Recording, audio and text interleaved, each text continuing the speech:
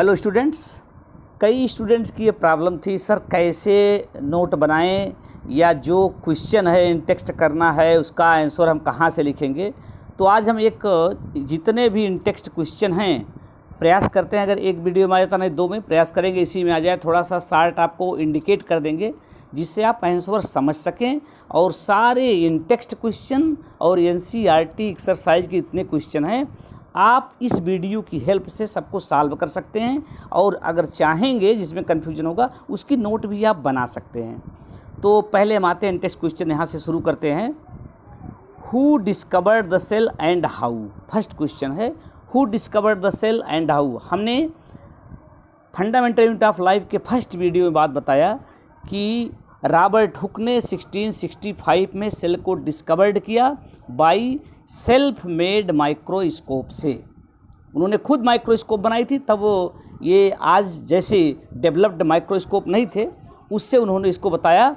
और शुरू में ये कार की थिन स्लाइस की स्टडी करके उन्होंने उसमें छोटे छोटे कंपार्टमेंट देखे और उसी के बेस पर इन्होंने अपनी लैंग्वेज में इसे पहले सेलुला नाम दिया, जिसकी मीनिंग होती है लिटिल रूम।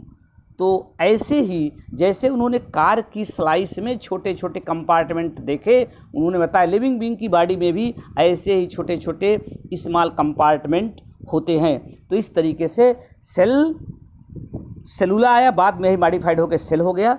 तो रॉबर्ट हुक ने 1665 में कार की थिन स्लाइस की स्टडी में सेल्फ मेड माइक्रोस्कोप की हेल्प से सेल को डिस्कवर किया। सेकंड क्वेश्चन पर आते हैं। Why is the cell called the structural and functional unit of life. तो अब हम चूंकि एक बार वीडियो में बता चुके हैं, इसके डिटेल में नहीं जाते हैं, लेकिन सिंपली अगर कहें why cell is called the structural and functional unit. Cell is called structural unit of life because cell is the responsible for the structure of all the living being, means all the living beings are made up of cell, that is why cell is called the structural unit of life. Similarly, why cell is called functional unit of life? Cell is responsible for all type of function performed by the living being. कोई भी organism हो, कोई भी living being हो, उसमें जितने भी function होते हैं उसके बॉडी पार्ट से भले होते हों, लेकिन हमने पहले ही कहा इसकी शुरुआत जो होती है उसके लिए जो यूनिट है, जो जिम्मेदार है, सेल ही कुछ करती है तभी कोई वर्क होता है, भले ही बॉडी पार्ट से हो। तो ये cell is responsible for all the function perform by the living being or by the life, that is why it is called functional unit of life. तो आप कह सकते हैं सेल स्ट्रक्चर के लिए रिस्पॉन्सिबल है और फंक्शन के लिए रिस्पॉन्सिबल है, इसलिए इसे structural and functional unit of life कहते हैं। तो फर्स्ट पार्ट का जो इंटेक्स्ट था वो हुआ। अब हम आगे आते हैं, जो इंटेक्स्ट क्वेश्चन है सेकंड, यहाँ पर आइए। हाँ, ये question, how do substance like CO2 and water move in and out of the cell, discuss. तो ये सेल से कैसे CO2 या अदर मटेरियल बाहर जाते हैं या सेल के अंदर आते हैं। तो इसके पहले हमने आपको बताया था कि ऑस्मोसिस और डिफ्यूजन दो प्रोसेस, ये कॉमन मेथड है। इसी ऑस्मोसिस और डिफ्यूजन के थ्रू कोई सब्सटेंस अंदर आता है, इसे कहते हैं डिफ्यूजन में सब्सटेंस का मूवमेंट हायर कंसनट्रेटेड प्लेस से लोअर कंसनट्रेटेड प्लेस की तरफ होता है। तो नेचुरली जिस सब्सटेंस की कंसंट्रेशन सेल के आउटसाइड में जाता रहती है वो डिफ्यूजन से अंदर जाने का एफर्ट करता है और पहुंचता है। इसी तरीके से जिस मटेरियल की कंसंट्रेशन सेल के अंदर ज़्यादा होती है वो डिफ्यूजन के प्रोसेस से बाहर जाता है, क्योंकि डिफ्यूजन में हायर कंसंट्रेशन से लोअर कंसंट्रेशन की साइड में मॉलिक्यूल्स का मूवमेंट होता है। इसी तरीके से ऑस्मोसिस भी हेल्प करती है सॉल्यूशन के माध्यम से।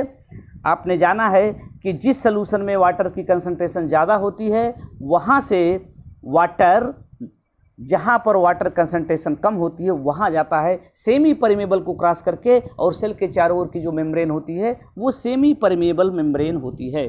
तो इस तरीके से ऑस्मोसिस और डिफ्यूजन मेन रीजन है, मेन फेनामेनन है जिसके through CO2, water and other substances का एक्सचेंज होता है, यानी सेल में इसकी इनकमिंग और आउटगोइंग होती है। ये अलग बात है कि इसके अलावा भी कुछ मेथड्स हैं। कभी कभी कंसंट्रेशन के अगेंस्ट भी मूवमेंट होता है, जिसको एक्टिव और पैसिव ट्रांसपोर्ट कहते हैं। अगर ऑस्मोसिस और डिफ्यूजन के थ्रू एक्सचेंज होता है, मटेरियल सेल में अंदर आता है या बाहर आता है, तो इसे हम कहते हैं पैसिव, जिसमें एनर्जी नहीं लगती है। जबकि कंसंट्रेशन के अगेंस्ट अगर किसी सब्सटेंस को सेल के बाहर निकाला जाता है या लाया जाता है तो इसे कहते हैं एक्टिव ट्रांसपोर्ट, जिसमें एटीपी का ब्रेकडाउन होता है और एनर्जी भी लगती है। चलिए next question, why is the plasma membrane called a selectively permeable membrane? Selectively permeable membrane इसलिए कहते हैं क्योंकि plasma membrane is permeable for selected material. Suppose ये प्लाज्मा मेम्ब्रेन है, यहाँ पर सेम साइज के कई पार्टिकल्स हैं, ये साइज के बेस पर नहीं, सेम साइज के किसी पार्टिकल को अंदर आने दिया जा सकता है या उसी साइज के दूसरे पार्टिकल को अंदर ना आने दिया जाए, क्योंकि प्लाज्मा मेम्ब्रेन चेक करती है, वो उसकी अपनी प्रॉपर्टी है। कैसे है उसको डिटेल बताया गया है वीडियो में, परमेबिलिटी के केस में। तो इस तरीके से plasma membrane is permeable for selected material, that is why it is called selectively permeable membrane. ये तय करती है, इसीलिए हमने आपको कहा था इसे चौकीदार भी कहते हैं। जैसे गेट पर चौकीदार होता है, कौन अंदर आएगा कौन नहीं जाएगा, ऐसे प्लाज्मा मेम्ब्रेन डिसाइड करती है कौन सा सब्सटेंस सेल के अंदर आए कौन जाएगा। अब आगे हम चलते हैं third part in text question में। यहाँ पर एक सिंपल है, ये सेल को लेकर के स्पेशली प्रोकैरियोटिक और यूकैरियोटिक सेल को लेकर के fill the gaps in following table illustrated difference between prokaryotic and eukaryotic cells में क्या डिफरेंस है, यहाँ कॉलम दिया गया है, जो नहीं दिया गया उसको आपको कर लेना है।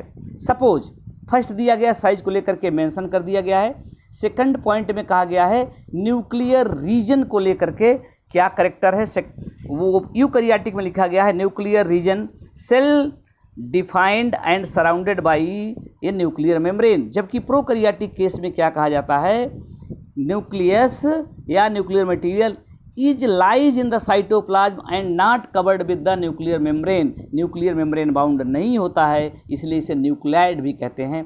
ऐसे आगे आ जाइए, थर्ड पॉइंट पूरी तरीके से लिख दिया गया है। फोर्थ पॉइंट में प्रोकैरियोटिक में लिखा गया, यूकैरियोटिक में नहीं लिखा गया है। तो देखिए membrane bound cell organelles absent, इसमें मेम्ब्रेन बाउंड सेल ऑर्गेनेल्स नहीं होते हैं।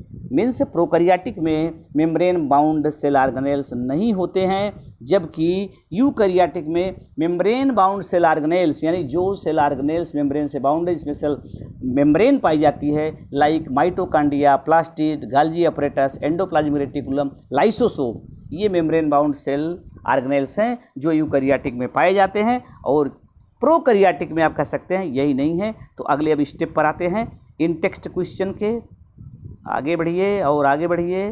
ये आ गया क्वेश्चन। अब first question, can you name the two organelles we have studied that contain their own genetic material?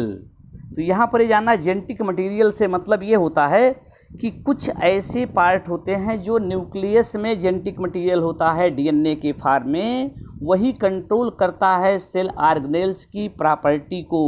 लेकिन दो सेल ऑर्गेनेल्स रहते हैं, माइटोकॉन्ड्रिया एंड प्लास्टिड, या कह सकते हैं क्लोरोप्लास्ट। प्लास्टिड कई टाइप के हैं, क्लोरोप्लास्ट भी आप बता सकते हैं। तो माइटोकॉन्ड्रिया एंड क्लोरोप्लास्ट याद कर लीजिए, mitochondria and chloroplast or you can say plastid are the cell organelles which have its own genetic material, और इसकी वजह से ये अपनी कॉपी तैयार कर सकता है, यानी एक माइटोकॉन्ड्रिया से अलग नई माइटोकॉन्ड्रिया बन सकती है।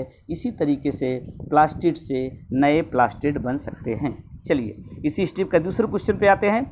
If the organization of a cell is destroyed due to some physical और chemical influence, what will happen? कहने का मतलब, अगर ये किसी भी बॉडी में सेल डिस्ट्रॉयड हो जाए तो क्या होगा, उसके फिजिकल और केमिकल प्रॉपर्टी पर क्या इफेक्ट पड़ेगा।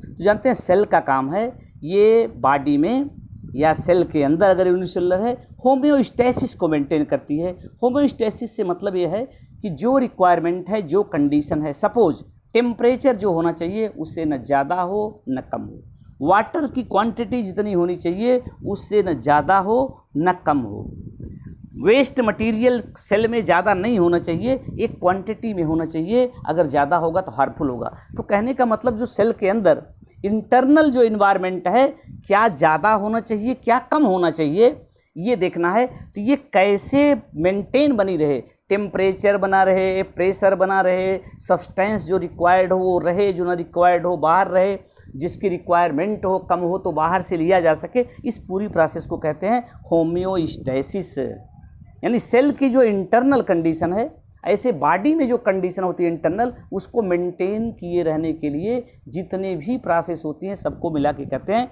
होम्योस्टेसिस। तो अगर ये होम्योस्टेसिस मेंटेन करते हैं इसके डिफरेंट पार्ट, तो अगर ऐसा होगा कि ये डिस्ट्रॉय हो जाएगी तो होम्योस्टेसिस मेंटेन नहीं रह पाएगा, यानी सेल या ऑर्गेनिज्म अपना वर्क प्रॉपरली परफॉर्म नहीं कर पाएंगे। अब नेक्स्ट क्वेश्चन है, why are lysosome known as suicidal bags. तो आपने कहा था lysosome is the vacuole or pouch like structure which have the enzyme. इसमें डाइजेस्टिव एंजाइम होते हैं जिसको हाइड्रोलिटिक एंजाइम कहते हैं, और ये एंजाइम रिक्वायरमेंट पड़ने पर सेल ऑर्गेनेल्स को डाइजेस्ट कर देते हैं, ब्रस्ट हो जाती है, सेल की डेथ हो जाती है। मीन्स ये डेथ के लिए रिस्पांसिबल है, इसलिए इसे suicidal bag of the cell कहा जाता है। यानी सेल की डेथ के लिए रिस्पांसिबल होती है। ध्यान देना है, सेल की डेथ लाइसोसोम उस कंडीशन में करता है जब सेल लिविंग बीइंग की बॉडी के लिए खुद हार्मफुल हो जाती है, ऐसी कंडीशन में, ऐसे नहीं। इसे आत्महत्या की थैली या सुसाइडल बैग कहा जाता है। Next and last in text question पर आते हैं, where are protein synthesize inside the cell. तो आपने कहा था प्रोटीन सिंथेसिस के लिए जो मेन सेल ऑर्गेनेल्स है वो राइबोसोम्स है, तो proteins are synthesize in the ribosome. तो this was all about the in text question. अब ये क्वेश्चंस जो हमने बताया है इसकी हेल्प से आपको क्लू मिल गया है, समझ सकते हैं, लिखना चाहें लिख सकते हैं, और ज़रूरत पड़ने पर और डिटेल जानने के लिए जो आप क्वेश्चन न समझ पाते शार्ट बता दिया, और जो डिस्क्रिप्शन में लिंक दी गई है उसकी हेल्प से इनके आंसर और बढ़िया से समझ करके कॉपी में आप लिख सकते हैं। अब एनसीईआरटी के जो क्वेश्चंस हैं, समय लंबा ना हो इसलिए हम अगले वीडियो में उसको बताते हैं। थैंक्स।